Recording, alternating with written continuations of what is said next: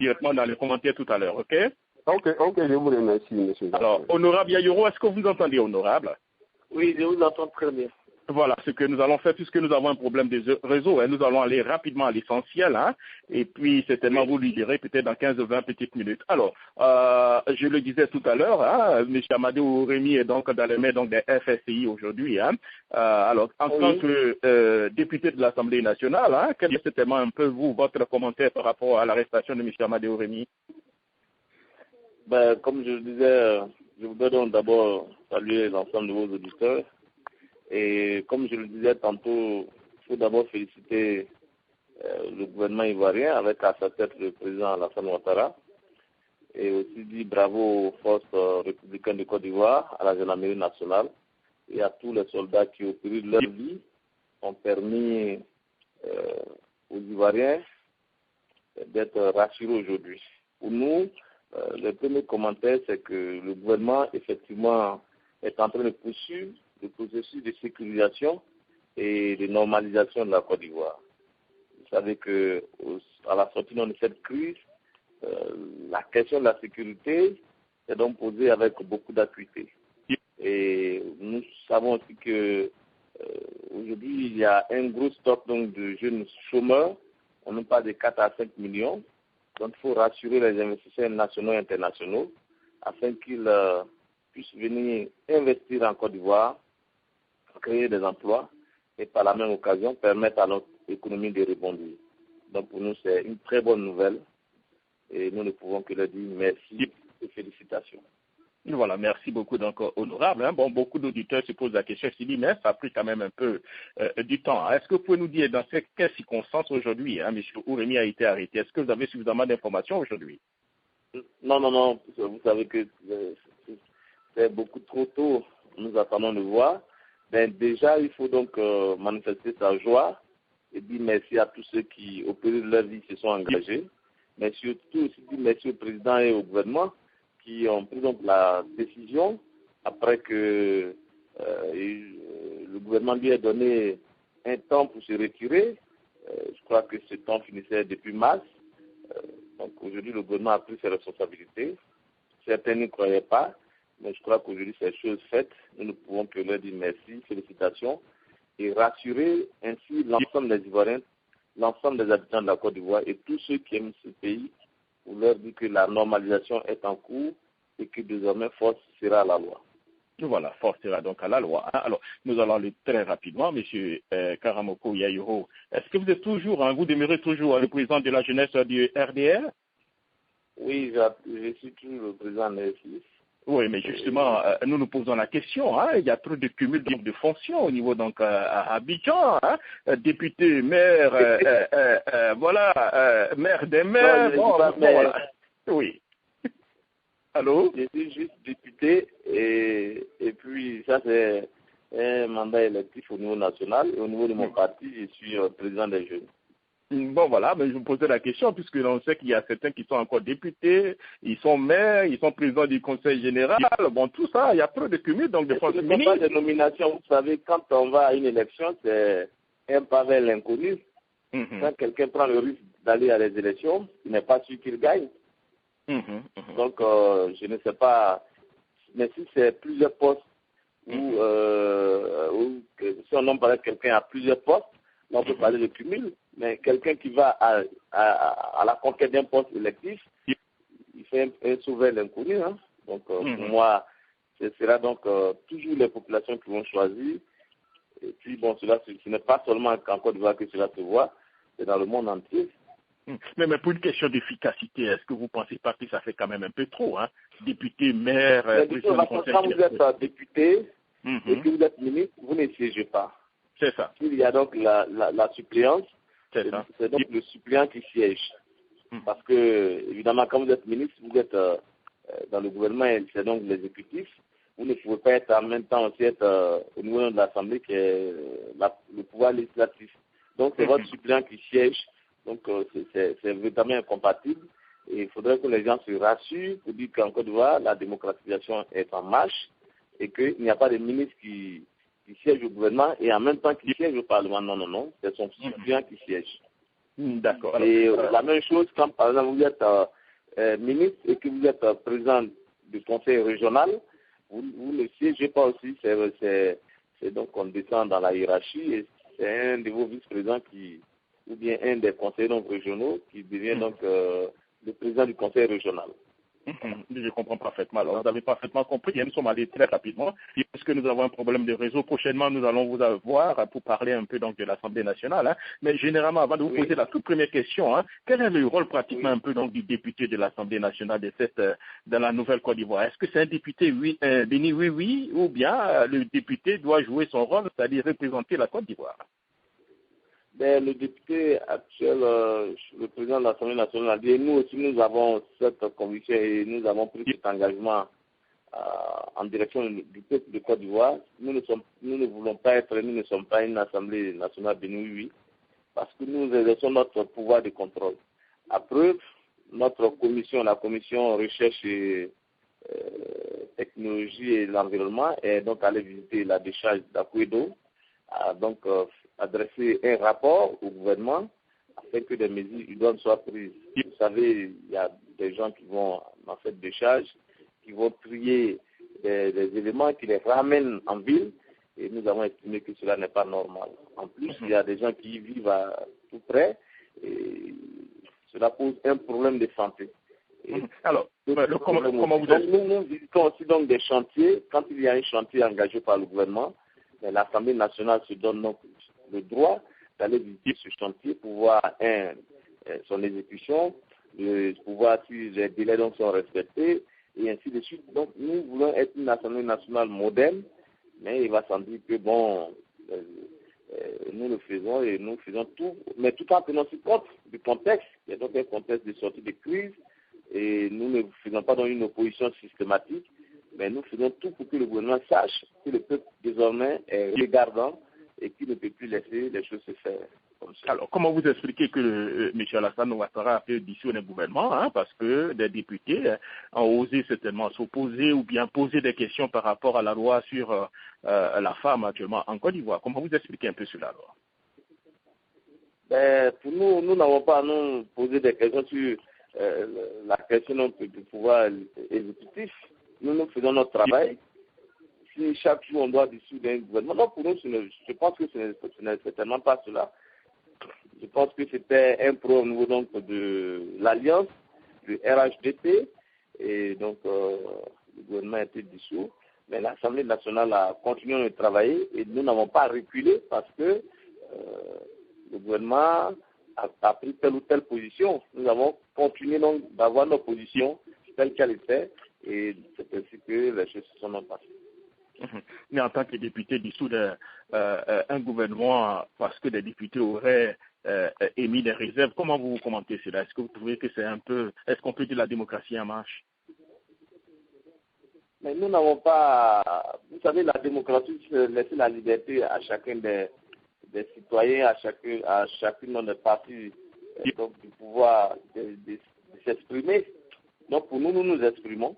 Tant qu'on n'arrête pas un député, tant qu'on ne vient pas nous dire pourquoi vous avez fait ceci, ben nous continuons d'avoir nos positions. Comme je le dis, je ne crois pas que ce soit cela la cause. Peut-être que c'est passé dans le même contexte, mais pour nous, nous n'avons pas réfléchi ainsi, puisque nous avons continué d'avoir notre position, et c'est bien cela. Et peut-être que tout ceci aussi procède de l'apprentissage de la démocratie. Alors, revenons rapidement pratiquement au sujet donc, du jour, hein, par rapport un peu au RHDP. Hein. Comment le RHDP se porte aujourd'hui, surtout après donc, les déclarations de M. Kwadjo Konan-Bertin, qui est donc député comme vous, aussi président donc, de la jeunesse du PDCI-EDA, aussi les déclarations de Blé Diaro, qui était donc l'ancien aussi président des jeunes donc, de l'UDPCI. Est-ce qu'on peut dire que le RHDP se porte bien? Oui, mais le RHDP se porte bien. Et s'il y a des déclarations telles que vous le dites, c'est que la démocratie interne s'exprime. Ce n'est pas parce que nous sommes dans un parti politique, mais dans une alliance, que nous devons forcément avoir une seule position. Pour nous, le plus important, c'est qu'on respecte l'alliance et que les objectifs assignés à l'alliance soient donc respectés et poursuivis ensemble. Et jusqu'ici, aucun parti n'a manifesté donc des désirs de sortir soit du gouvernement, soit de l'Alliance. pour nous, l'essentiel est là. Il faut toujours préserver l'essentiel, tout en laissant la possibilité à chacune donc, des parties membres de l'Alliance de s'exprimer, de donner donc ses positions. D'accord. Alors, le chef de l'État a promis, vous a demandé de vous pencher un peu sur le foncier rural et puis sur la question donc de la nationalité ivoirienne d'ici la fin de l'année. Est-ce que vous avez déjà reçu donc le projet donc de loi? Sinon, est-ce que vous avez déjà une idée par rapport à ça? Nous n'avons pas encore reçu de projet, mais puisque nous travaillons actuellement sur des textes importants tels que la cybercriminalité. Vous savez, la Côte va être classée parmi ces pays où la cybercriminalité donc, est développée. Donc nous, en tant que députés avec le gouvernement, nous avons décidé de prendre le taureau donc, par les cornes pour que cela s'arrête. Parce que, comme je le dis, nous sommes un pays qui veut rebondir au plan économique, qui veut se repositionner, et cela doit se faire dans la quiétude pour les citoyens, mais aussi quiétude pour tous les investisseurs. Et donc, le gouvernement a décidé de prendre donc, les devants, de prendre les mesures idoines pour que cela s'arrête, et que la gestion au niveau donc, de tout ce qui est espace donc, de communication soit donc moderne, comme cela se voit dans les grands pays. Donc pour nous attendons et nous attendons aussi la loi sur le foncier et je pense qu'il faut régler ce problème, mais surtout sensibiliser les populations pour que les gens comprennent qu'il y a un droit coutumier, mais que nous devons aussi faire entrer la Côte d'Ivoire dans la modernité et cela se fera en fonction des lois que le pays donc, va se donner. Alors, la dernière fois que nous avons eu, vous aviez dit que vous serez favorable à un projet de loi ou bien à une proposition de loi sur la nationalité ivoirienne, c'est-à-dire un peu le droit donc de sol par rapport au droit de sang qui existe en ce moment. Est-ce que vous demeurez toujours, vous campez toujours sur votre position par rapport au droit du sol? Oui, mais moi je crois qu'il faut aller au droit du sol pour moderniser le pays. Nous avons bien des Ivoiriens qui s'élèvent, qui se débrouillent quand les femmes sont enceintes, qui les envoient en France, aux États-Unis pour bénéficier du droit du sol. Je ne comprends pas que nous aussi, nous ne puissions pas avoir de telles lois. En tout cas, il faut faire en sorte que la Côte d'Ivoire soit un pays moderne, un pays qui s'intègre, un pays ouvert, un pays qui accepte. Parce que souvent nous entendons dire il y a tel pourcentage d'étrangers, mais c'est parce qu'en réalité, la Côte d'Ivoire n'intègre pas ceux qui viennent s'installer dans le pays, qui ont tous leurs intérêts, qui y vivent depuis longtemps et qui ne vivent que pour la Côte d'Ivoire et qui produisent aussi la richesse donc, pour la Côte d'Ivoire et pour les Ivoiriens. Donc, oui, mais on ne rappellera pas ce que vous aviez dit. La Côte d'Ivoire n'intègre pas. La dernière fois que j'ai revu donc, les statistiques au niveau de la CEDEAO, la Côte d'Ivoire naturalise beaucoup plus même d'étrangers que les autres pays. Oui, mais ça, c'est... Moi, je suis Ivoirien, je veux qu'on fasse toujours plus. Je veux que mon pays soit le plus moderne possible, que ce pays soit le plus ouvert possible. Bien sûr, en respectant donc, toutes les procédures, il ne faudrait pas que ce soit une fois, mais que les procédures soient respectées pour que notre pays soit moderne et qu'il bénéficie aussi de l'énergie de toutes ces populations qui viennent s'installer et de tous ceux qui naissent. Alors, tout à l'heure, vous avez dit que le RHDP se porte très bien, alors qu'un des membres du RHDP, il s'agit donc de M. Anaki Kobena, qui a lancé donc une lettre, je crois que c'était hier, pour lui, il dit rien ne va plus au niveau donc du RHDP. Il pense qu'il n'y a plus une seule de réunion donc du présidium du RHDP, le présidium qui est donc l'instance suprême de concertation, d'échange et de décision donc de l'Alliance, n'a pas pu organiser donc des élections depuis un certain temps. Pour lui, il pense que le RHDP est mort.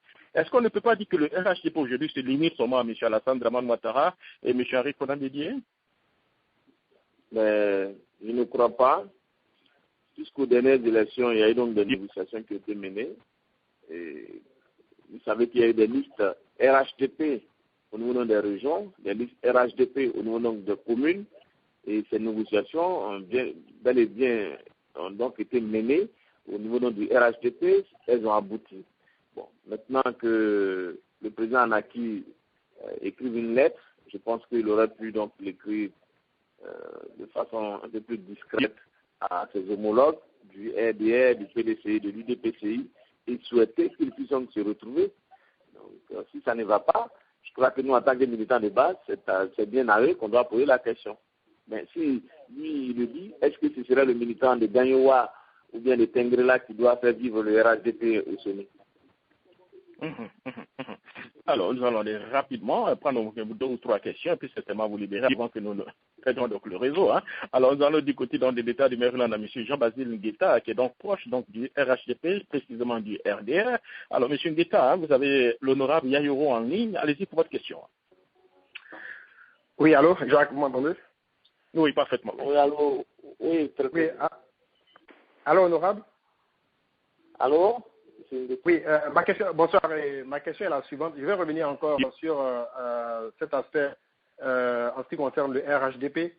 Alors, je voulais savoir, selon vous, qu'est-ce qui explique le fait que dans cette alliance où nous avons le RDR, le PDCI, le MFA et l'UDPC de Guillaume Robert, on a vu la sortie de M. Anaki Kobena, qui est président du MFA. On a vu la sortie de Kakabe, qui est le président des jeunes du PDCI. On a vu aussi la sortie de Blé Guirao, qui est le président de la jeunesse de l'UDPCI. Alors, vous êtes le président de la jeunesse du RDR. Bon, vous n'avez pas encore fait de sortie officielle en ce qui concerne cette alliance. Alors, voilà, non, ce que je veux dire, c'est en ce qui vous concerne, selon vous, qu'est-ce qui explique le fait que cette alliance est aussi critiquée en ce moment? Parce que, bon, comme je le disais tout à l'heure, il y a 4 entités politiques au sein de cette alliance et on a l'impression, est-ce que c'est le trop plein d'énergie que ces jeunes gens ont et qui fait que, bon, ils viennent au devant de la scène et disent un certain nombre de choses, alors que, bon, on a l'impression que les vieux, entre guillemets, excusez-moi du terme, restent un peu en retrait? Ou bien est-ce que vous pensez que ils disent haut ce que les doyens et les barons disent bas? Non, mais je pense que même dans nos partis politiques, il y a toujours des critiques. Souvent, il y a des militants qui se plaignent, qui disent qu'il n'y a plus de réunions, il n'y a plus ceci. Qui le disent que ce sont les premiers responsables. Par exemple, M. Anaki Kobena est un des présidents de l'Alliance. M. Blé Guirao est aujourd'hui secrétaire général adjoint du l'UDPCI, chargé de l'organisation de la mobilisation. Et puis, bon, Kadé Konan Bertin, c'est le président de la jeunesse, du PDCI, député. Donc, pour moi, si ceux-là se plaignent, je pense qu'ils doivent aussi mener le débat en interne pour que toutes ces questions soient effectivement, donc, des réflexions soient menées et que les solutions idoines soient aussi dégagées pour que le RHDP soit beaucoup plus, devienne une alliance plus forte pour pouvoir donc continuer de rassembler les Ivoiriens. Parce que, comme moi j'ai mal dit, le RHDP fait à peu près entre 70 et 80% des Ivoiriens. Et vous savez que nous sommes dans une phase de réconciliation, de rassemblement dans les Ivoiriens, pour que la Côte d'Ivoire puisse se remettre de ses cendres au plan économique pour repositionner donc le pays. Donc pour nous déjà le RHDP c'est une chance et une alternative politique crédible. Donc c'est normal qu'ils se plaignent. Cela veut dire qu'ils ont l'amour du RHDP et qu'ils ne veulent pas voir cette alliance mourir. Alors, M. Ngueta, je sais que vous avez plusieurs questions, M. Ngueta, mais malheureusement, comme on a un problème de réseau, on va permettre aux autres aussi. Bon, allez-y rapidement, quand on a un problème de réseau. Honorable, je pose une dernière question. Alors, Blé Guirao, par exemple, accuse le RDR de faire la cour au cadre de son parti, l'UDPCI, et qu'il estime que dans une alliance politique, ce genre de pratique ne doit pas avoir lieu et que cette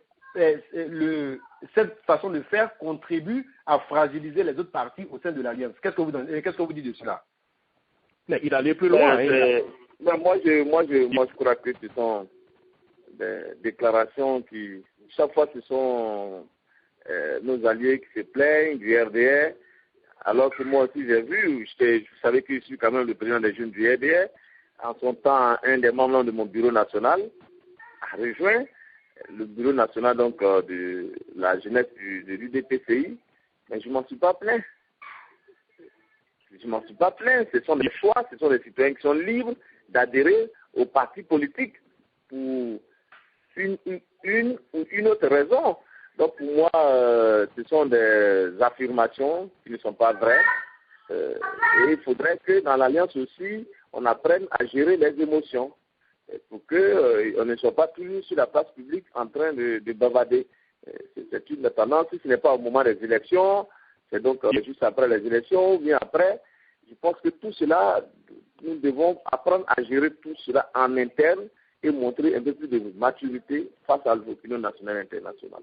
Donc moi j'invite tous les autres amis, que ce soit des membres du RDR ou des autres partis politiques, donc du RHDP, à faire preuve de retenue et à privilégier le débat interne, parce que c'est là aussi la démocratie. Il faut donc mener le débat en interne pour dégager une position commune pour que notre alliance soit forte et enviée par tous. Alors, voilà ce que nous allons faire. Nous allons vous permettre de poser une question, puisque nous avons un problème de réseau, de façon à avoir au moins 2 ou 3 questions. Et si nous avons le temps, nous pouvons revenir encore à votre deuxième question. Alors, nous allons aller du côté du Paris avec le docteur Jean-Aimé Mouketou, qui est un peu proche de M. Laurent Gbagbo. Alors, docteur Mouketou, allez-y pour votre question. Oui, bonsoir, Monsieur Jacques Roger. Je dis bonsoir à votre invité. Je voulais juste poser la question suivante. Monsieur le député, est-ce que vous pourriez me citer, depuis que vous êtes arrivé au pouvoir, il faut préciser avec l'aide des puissances internationales, une loi... Vous arrêtez ça maintenant. Vous arrêtez ça. Vous êtes en France et vous parlez de puissance internationale. Oh, écoutez, monsieur, vous êtes député, je crois que vous êtes habitué au débat. Vous êtes habitué au débat. Vous êtes habitué au débat. Nous posons une question. Est-ce que je peux vous poser une question? Vous êtes député de la République, on vous pose une question. C'est ce qu'on appelle par puissance internationale. On ne peut pas passer notre temps à rechercher cette théorie-là. C'est quoi une puissance internationale? C'est quoi une puissance internationale selon vous, monsieur le député? Est-ce que c'est une injure? Alors, honorable, on va permettre au docteur Mouketou. On ne peut pas me convaincre. C'est quoi une puissance internationale honorable? Une minute. Docteur Mouketou, ne parlez pas ensemble. Nous avons un anti-impérialiste quand on est toujours chez ces mêmes impérialistes. On ne développera pas le Cameroun à partir de la France. Ou bien? Alors, honorable, permettez au docteur Mouketou. Vous voulez poser des questions justes, mais pas ce genre de choses. Nous autres, là, nous sommes fatigués. Vous savez, moi aussi, j'ai fait une formation politique de gauche. L'anti-impérialisme, ça, c'est des choses, ce n'est pas dépassé, mais il faut maintenant que nous, les Africains, on s'assume si nous voulons nous développer. On ne peut pas me convaincre que ceci, cela, alors qu'on est toujours en France. Alors, honorable, permettez au moins, docteur Mouketou, je vous comprends, qui passe au bout de sa question. On bénéficie du travail des Français. Et voilà, honorable, on va permettre au docteur Mouketou d'aller au bout de sa question. Voilà, il va au bout de sa question. Des questions qui permettent à l'Afrique de se ressaisir et de réfléchir. Honorable, au moins je vous comprends, mais permettez au moins docteur Mouketou de finir sa question et puis vous allez certainement répondre. Okay. Comme ça, voilà. Docteur Mouketou, allez-y au bout de votre question. Bon, écoutez, d'abord, je suis très surpris par la réaction de votre député. Je voudrais lui poser la question suivante. Depuis que vous êtes arrivé à la tête de la Côte d'Ivoire, je vais parler de votre Assemblée nationale. Pourriez-vous me citer une loi républicaine que votre Assemblée nationale a mise en place ou bien a appliquée qui restera dans l'histoire de la Côte d'Ivoire? Merci. Docteur, je pense que vous voyez, c'est cela le problème des intellectuels ou des intellectuels africains. C'est-à-dire qu'on ne regarde jamais le contexte. On aime s'écouter, on veut se faire plaisir et toujours montrer que nous sommes un docteur. Non, ce dont l'Afrique a besoin aujourd'hui, c'est la consolidation d'abord de la démocratie, le rassemblement de tous ces fils, et la mise en place d'une économie forte. Et cette économie forte doit se faire dans des conditions qui sont d'abord des conditions sécuritaires telles que nous recherchons aujourd'hui. elle doit se faire aussi dans un contexte de rassemblement de tous ces fils. Et maintenant, faire en sorte que l'ensemble de ces fils mettent leur intelligence au service de l'Afrique, de chacun donc des pays de l'Afrique. On ne peut pas continuer d'avoir des intellectuels qui sont tout le temps en France, qui ne viennent pas participer au combat quotidien des Africains dans les villages, dans les campements et dans les villes, mais qui continuent à dire, voilà, qu'est-ce que vous avez fait. Non, ce que nous faisons, toutes les lois que nous prenons sont les lois qui vont marquer l'histoire de la Côte d'Ivoire. Parce que l'histoire, ce n'est pas seulement que, ce n'est pas que du sensationnel. L'histoire, ce sont les pas et les faits et gestes qu'on pose chaque jour, parce que ce sont les pierres qui permettent de construire une nation forte, une nation éternelle. Et c'est ce que nous voulons faire en Côte d'Ivoire avec notre Assemblée nationale. Nous ne voulons pas prendre des lois sensationnelles. Nous ne voulons pas être une Assemblée nationale qui va donc prendre une loi pour dire que voilà, nous avons fait une rupture, ou bien nous venons de faire un grand coup, mais nous voulons prendre des lois qui intéressent les Ivoiriens, qui s'intéressent à leur quotidien. Et c'est ce que je voudrais que le docteur retienne, et c'est surtout ce que je veux que l'histoire retienne de nous. Alors, docteur Moukitou, essentiellement, je vais vous permettre d'aller rapidement une petite minute votre deuxième question. Hein. Docteur Moukitou? Alors, je pense que nous l'avons perdu. Oui, vous m'entendez? Vous m'entendez? Oui, allez-y rapidement pour votre deuxième question. Bon, j'avais une autre question, mais je ne voulais pas rentrer dans des débats de conflit. On reviendra après, docteur Moukitou, pour votre deuxième question. Hein. Puisqu'on n'a pas assez de temps, on reviendra rapidement pour votre deuxième question. Alors, je vais aller donc rapidement du côté d'Oklahoma avec le doctorant Soumaoro, qui est un peu plus proche du RHDP, plus précisément donc de l'Est-Rébellion. Hein. Allez-y, monsieur Soumaoro. Oui, merci bien, M. Jacques Roger. Je crois fondamentalement à ce que l'honorable a dit, et il est bien de le mentionner. Quand il dit qu'il est homme de gauche de formation, il est vraiment homme de gauche de formation. Et je voudrais d'abord remercier l'honorable pour le travail qu'il a accompli au sein du RHDP, pour qu'aujourd'hui, au moins 70 à 75% des Ivoiriens contribuent à la construction d'une nation forte. Maintenant, ma question, c'est l'absence des partis politiques au sein du RHDP dans la communication politique. C'est des partis que je connais de loin, peut-être, et ceux qui sont efficaces dans la communication politique, mais depuis que le RHDP est au pouvoir, on laisse la latitude de communiquer politiquement au gouvernement à travers les comptes rendus, les conseils des ministres et autres, mais on ne sent pas véritablement une action de communication politique qui puisse nous permettre, évidemment, de rééquilibrer les choses à ce niveau-là. Donc, je souhaiterais que l'honorable, que je salue au passage, que je connais personnellement en plus, pour avoir été communiste comme lui, que je salue au passage, je souhaiterais qu'il commente un peu cette absence, un temps soit peu, sur ce terrain-là. Merci, M. Jacques Roger. Merci, honorable Kakade, au camarade Karamoko Yayuro. Alors, M. Yayuro. Ok, bon, merci. Non, mais je pense que là, quand on écoute les plaintes du président Naki, des autres, je pense que c'est la question donc, du fonctionnement au niveau du RHDP qui est donc mise à jour. Et je pense que peut-être ces jours, ces questions seront corrigées. D'ailleurs, il était prévu un colloque sur des réflexions sur le RHDP et sur donc l'avenir aussi de la Côte d'Ivoire. Parce que pour nous, c'est donc effectivement important que les partis politiques, d'abord à la base, continuent donc de fonctionner et que le RHDP aussi, au niveau de ces instances, continue de se réunir, tant au niveau donc du RHDP même qu'au niveau des structures spécialisées telles que les jeunes, les femmes et autres. Donc, je suis d'accord avec lui qu'il faut qu'à côté du gouvernement, il y ait aussi donc les partis du RHDP, mais il faut aussi que les partis de l'opposition continuent aussi à jouer leur rôle, à faire en sorte que la démocratie s'exprime, pour ne pas que nous puissions donc nous replonger dans un contexte de parti unique. C'est important, c'est pour cela que nous invitons d'ailleurs les autres partis politiques à travailler nous invitons le FPI à revenir sur la scène politique de façon officielle afin que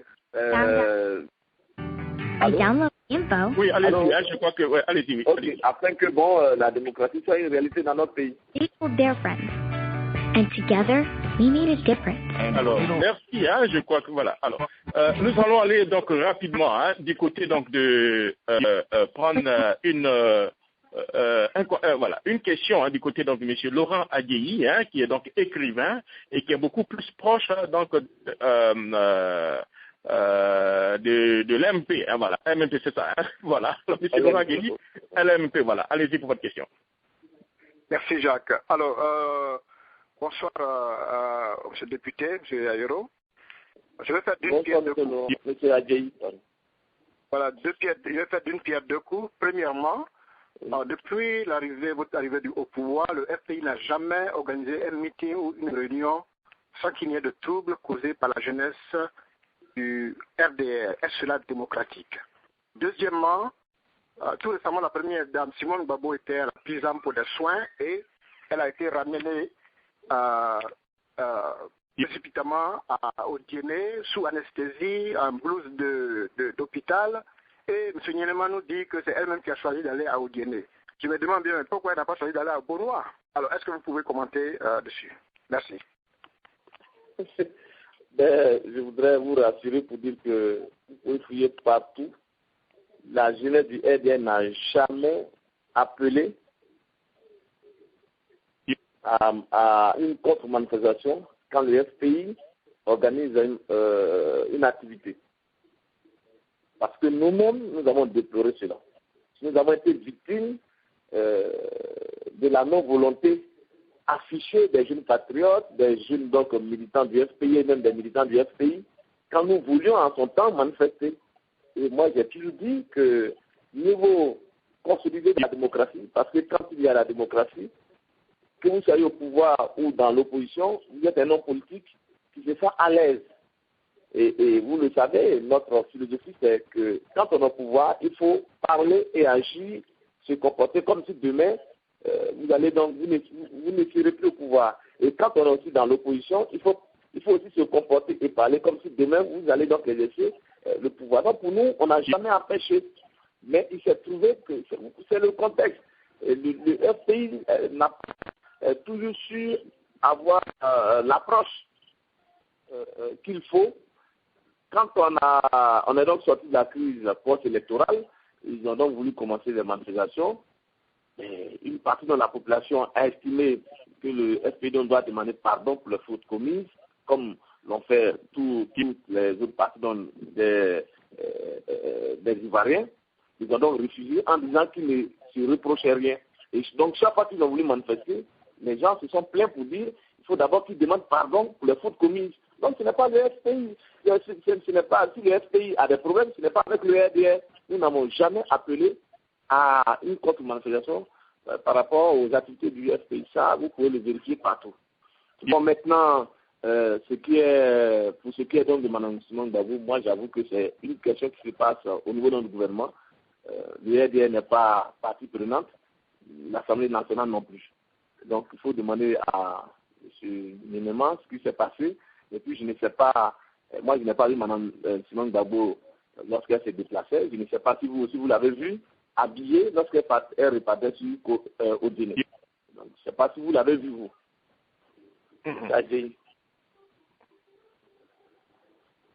Bon, ce sont les rapports qui nous sont parvenus. Vous savez, on peut faire n'importe quel rapport. Il peut dire qu'actuellement, M. Adjeyi est couché dans son salon avec un culotte rouge.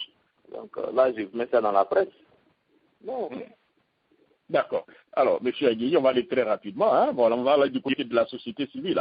Alors, je vais aller du côté donc du pasteur, le docteur Nda, pasteur Nda, depuis l'État donc de Maryland. Pasteur Nda, allez-y pour votre question pour l'honorable Yayoro. Oui, en fait, merci Jacques. J'ai deux questions pour l'honorable. D'abord, premièrement, j'aurais souhaité que l'honorable, bonsoir honorable, j'aurais souhaité que vraiment vous nous informiez.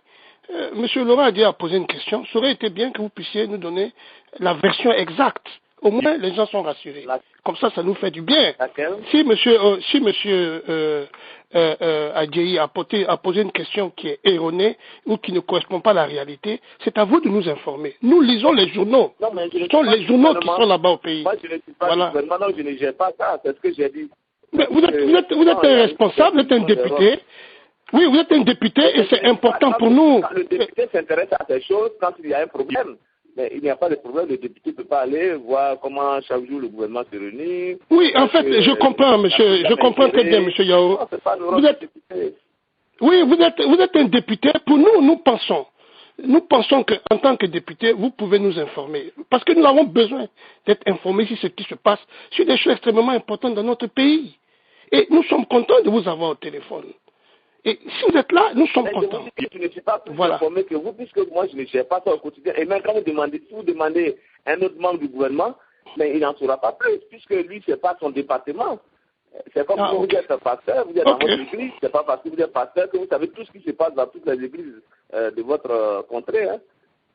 D'accord. Merci beaucoup. Alors, la première question que j'ai notée ici, en fait, est la suivante. En fait, nous savons que les problèmes que nous avons eu en Côte d'Ivoire étaient dus à des problèmes dus, n'est-ce pas, à la nationalité, etc. Aujourd'hui, nous avons des députés et parmi ceux-là, nous avons quand même un collège de députés de jeunes qui ont vécu quand même cette situation et qui sont là aujourd'hui. Qu'est-ce qui est fait pour donner une priorité justement à ce genre de choses, pour protéger et l'étranger et protéger également certains comportements, par exemple, qui visent un peu le côté ethnique. Ici aux États-Unis, vous le savez, vous avez des lois qui protègent. On ne peut pas refuser du travail à quelqu'un parce qu'il est ivoirien ou bien il s'exprime à un problème de réseau. On va permettre à l'honorable de répondre. Donc nous voulons savoir exactement pourquoi aujourd'hui, maintenant que M. Soro est président de l'Assemblée nationale, il n'y a pas eu de loi qui a été votée en priorité pour empêcher ce genre de comportement et qui protège l'étranger, par exemple. Merci, pasteur. Merci, pasteur. Je pense que chaque chose en son temps. C'est maintenant, nous sommes dans la deuxième année donc, de notre législature et ces questions-là nous seront traitées. Je comprends votre préoccupation de faire en sorte que tout ce qui entraîne la crise puisse donc s'estomper et que la Côte d'Ivoire entre résolument dans la modernisation et dans la modernité. Donc pour moi, je suis d'accord, je suis donc d'avis avec vous qu'il faut effectivement, mais tout cela donc sera traité cette année même. Donc je peux donc vous rassurer et vous dire aussi que avant même la loi, il faut que nous puissions avoir une mentalité qui nous permette nous-mêmes en tant qu'Ivoiriens de nous accepter, d'abord de nous accepter et d'accepter les autres. La loi ne viendra que renforcer tout ceci. D'accord. Merci beaucoup. Bon. Oui, comme on a un problème de réseau, allez-y rapidement pour votre deuxième question. Oui, en 5 secondes. S'il vous plaît, je voudrais savoir en fait qu'est-ce qui est fait et mis en œuvre pour empêcher la désinformation. Nous avons des journaux qui souvent racontent n'importe quoi. Alors, qu'est-ce que l'Assemblée fait? Est-ce qu'elle a Voilà, en fait, voici ma question. L'organisation qui est mise en place, il y a des organes de régulation. Et avant même que l'Assemblée n'agisse, il y a des lois qui existent. Les journalistes eux-mêmes ont signé ce qu'on appelle le code de déontologie. Il y a le Conseil national de la presse, qui est au niveau de la presse écrite, qui sanctionne les journaux. Mais malgré tout cela, ils continuent. Et puis, je peux vous dire que des séminaires sont organisés à leur intention pour pouvoir leur permettre de recadrer les titres. Et même tout récemment, le ministre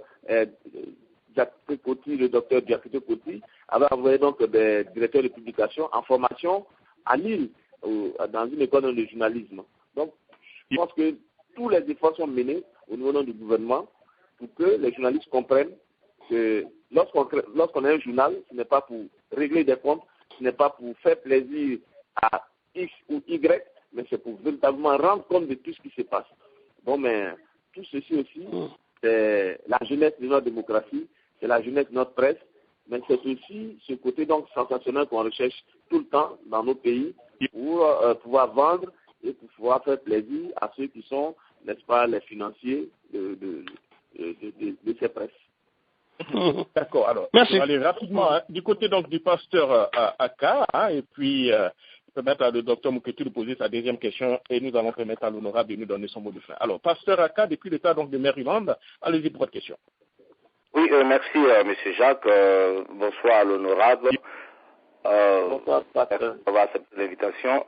Ma question est de savoir, dans votre développement, vous avez parlé de processus de stabilité, autres, et tout ça. Quand nous constatons la politique qui est menée aujourd'hui, nous voyons qu'il y a une évolution sur le plan extérieur, c'est-à-dire sur le plan de l'obéissance au niveau des relations extérieures. Or, la paix ou la stabilité d'un pays passe par le cadre de vie de l'amélioration sociale de sa population. Mais nous constatons de plus en plus que la population ivoirienne elle souffre davantage, la vie sociale est beaucoup plus difficile, nous voyons des grèves par-ci par-là. Alors, en tant que d'abord représentant du peuple et en tant que jeune du parti au pouvoir, qu'est-ce que vous pouvez dire de ces situations de vie sociale très difficiles, ou du moins quelles sont les actions du gouvernement qui sont mêlées dans ce sens-là pour améliorer le cadre de vie sociale de la population ivoirienne? Merci. Effectivement, au niveau donc social, la situation est difficile, et le gouvernement est donc informé. Nous aussi, nous travaillons à cela. Nous sommes très proches donc des populations. Nous relevons chaque jour que l'inflation est là et il faut avoir le courage de le dire. Mais c'est tout à fait c'est difficile parce que nous avions abandonné un certain nombre de produits. Vous savez, par exemple, le riz qui est aujourd'hui le premier aliment consommé en Côte d'Ivoire est importé.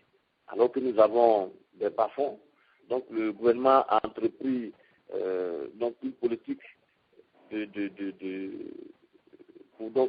sur la culture du riz, donc les cultures vivrières, pour que au moins au niveau de l'alimentation, tout cela donc soit un acquis. Donc on passe maintenant d'un programme national du riz à la création d'un office national du riz et aussi au niveau des ressources halieutiques, des efforts qui sont entrepris pour que le marché ivoirien soit approvisionné au quotidien, donc de façon régulière.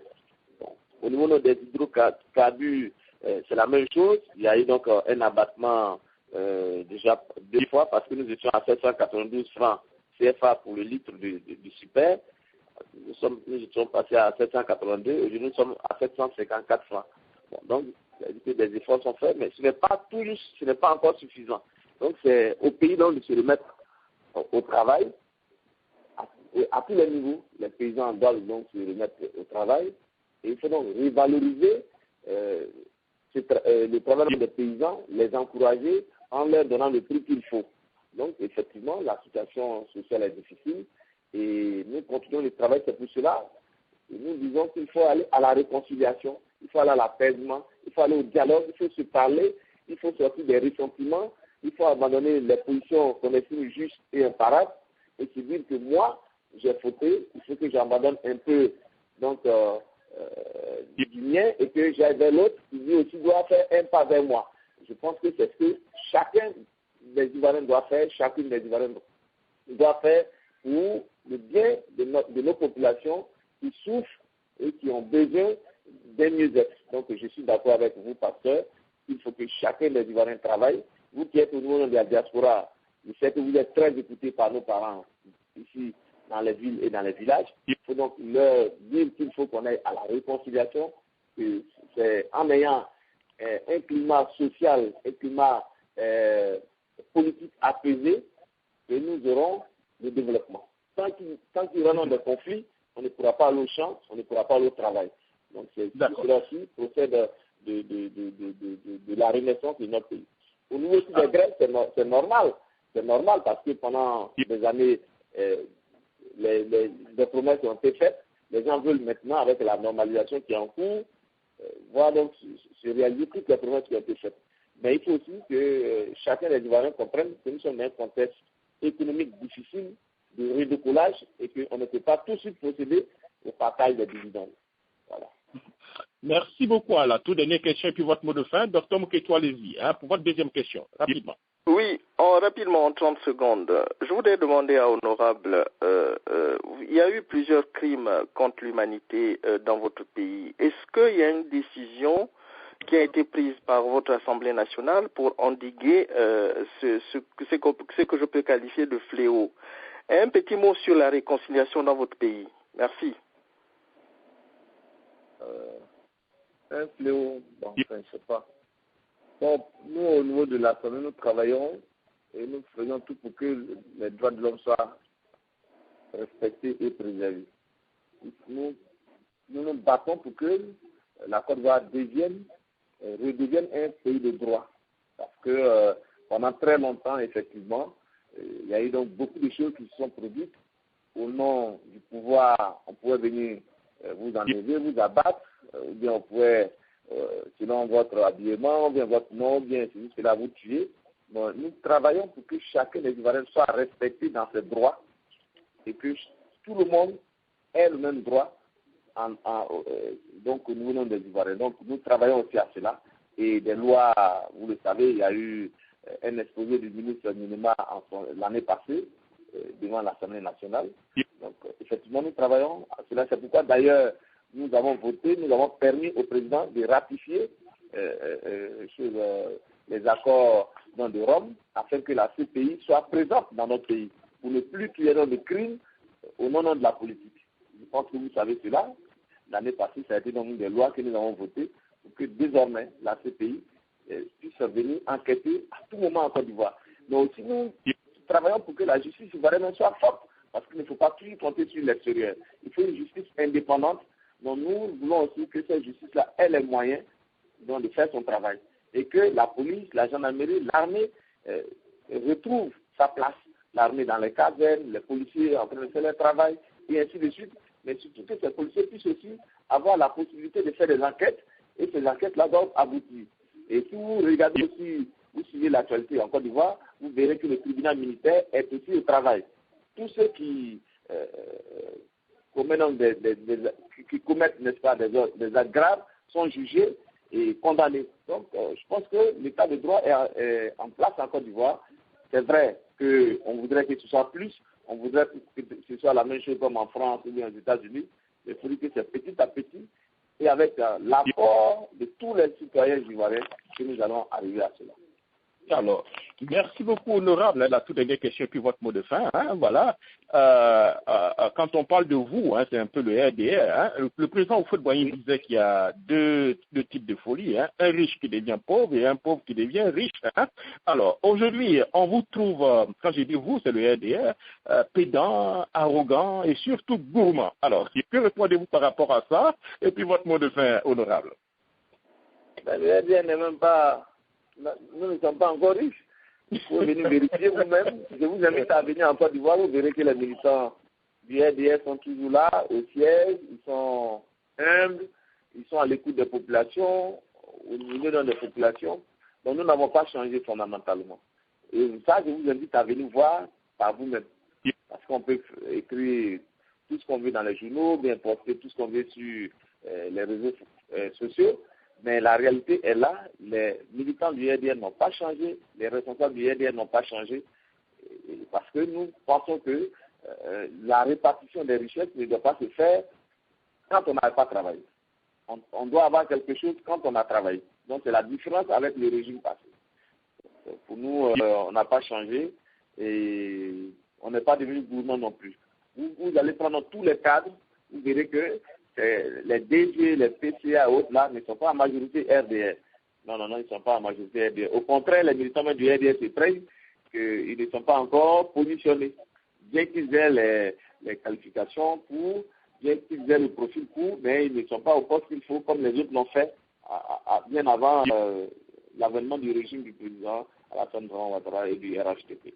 Donc pour nous, le RDR n'a pas changé et je ne crois pas qu'on puisse donc changer. Merci beaucoup. Comme de fin, vous dites donc merci pour l'opportunité qui m'a été donc offerte remercier tous ceux qui ont participé à cette émission, saluer vos auditeurs et dire que nous comptons sur tous les Ivoiriens, qu'ils soient en Côte d'Ivoire et partout dans le monde, afin que nous puissions tous nous parler, participer à la réconciliation nationale. Il faut donc abandonner les a priori, il faut sortir de ces positions pour dire que c'est moi qui ai raison, c'est ma position qui est juste. Non, je pense qu'il faut que chacun fasse un pas vers l'autre, qu'on se parle, qu'on pense à la nation ivoirienne. Parce que nous tous, autant que nous sommes, nous passerons, mais la Côte d'Ivoire restera. Et qu'est-ce que nous laisserons à la nation ivoirienne? Qu'est-ce que nous laisserons aux Ivoiriens, à ceux qui vont venir après nous? Je pense qu'il faut maintenant que l'Afrique et surtout la Côte d'Ivoire amorce son développement économique. Ce n'est pas en faisant chaque jour de la politique politicienne que nous allons nous développer. Mais nous serons un pays développé. Nous ne serons un pays développé que lorsque nous aurons une économie forte, une économie développée. Et c'est donc cette économie développée qui va entraîner la richesse en Côte d'Ivoire. Et aussi, il faudrait qu'il y ait une juste répartition de cette richesse. Donc pour nous, nous devons tous travailler à la réconciliation et cette réconciliation va forcément aboutir à la renaissance économique de la Côte d'Ivoire. Merci beaucoup. Alors, honorable, je vous remercie. Avant de vous laisser partir, voilà, nous allons tous...